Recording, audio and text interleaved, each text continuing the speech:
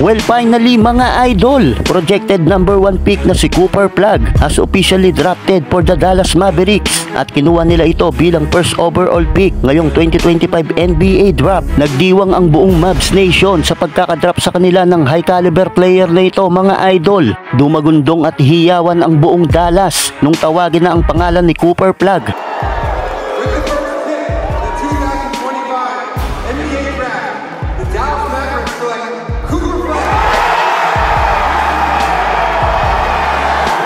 Well, eto na sigurado ang pamalit nila kay Luka Doncic matapos mai-trade noong February 2 taong pangkasalukuyan. Ngayong may bago ng star player ang Dallas, tila unti-unti nang bumabalik ang magandang relasyon ng Mavs GM na si Nico Harrison sa Mavs fans at inaasahan na itong si Cooper Flagg na ang kanilang magiging bagong franchise player ngayon mga idol.